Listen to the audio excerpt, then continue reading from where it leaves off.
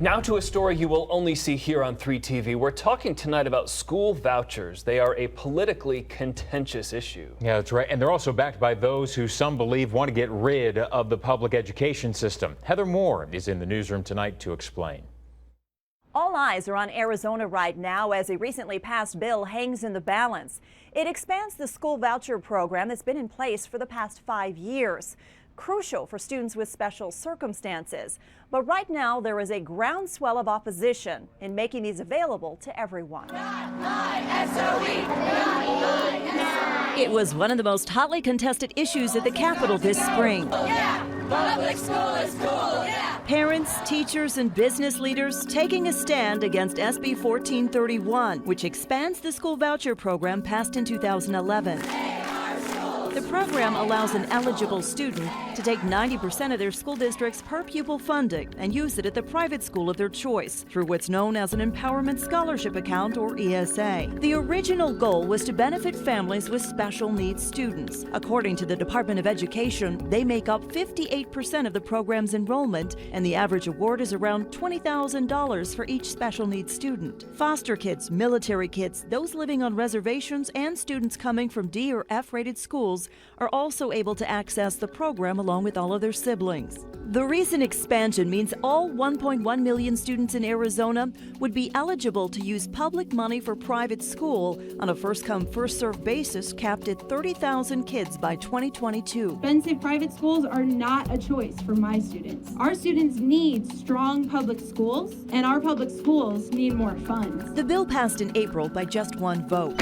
Senate will come to order. Governor Ducey signed it immediately, announcing the expansion as a role model of school choice for the entire nation. We're going to do more of what works, and we're going to stop doing what doesn't work. The move prompted one group to fight back. Arizonans want good public schools. Dawn Penich-Thacker is one of the founding members of Save Our Schools, a grassroots organization that wants to put the new law before voters next fall. Our schools are not broken.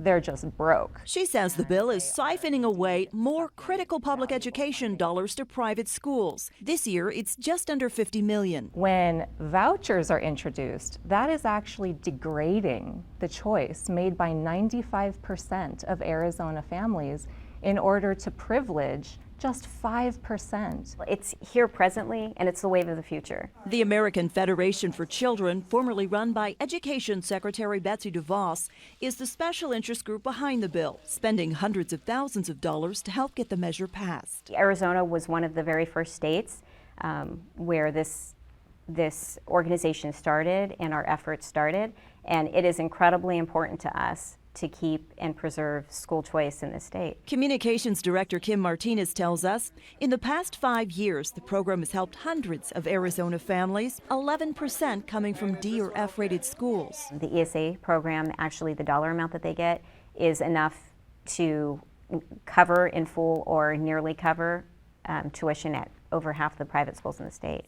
The difference? The expansion means all Arizona children are eligible, and that could make it harder for parents like Susie Edwards. She has 4 boys, 2 with autism. In a letter to ESA parents, she writes, "Our specific benefits will be significantly diluted by the addition of a much larger population." She contends the special needs kids are being used to open the door for other families with a different agenda. Our children are being paraded in front of legislators as the justification for a voucher expansion for those seeking a private religious education when that voucher system is already past any legal threats. It goes back to Jefferson and Madison. I mean, we should not use tax money to pay for religious education.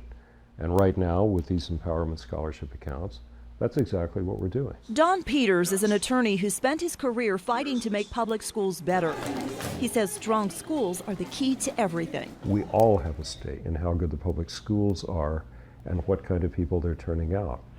And the last thing we need really is to encourage people to opt out. Peters says although the school funding argument is totally valid at a time public schools are just scraping by, it's almost secondary to the issues presented by mixing religion and government.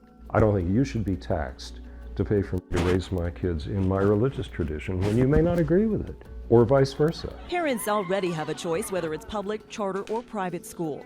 Susie Edwards' boys attend all three. The question is, should you be paying for it? The choice that we think is most important is the choice of Arizonans to say whether they support public education or subsidies for private and religious education.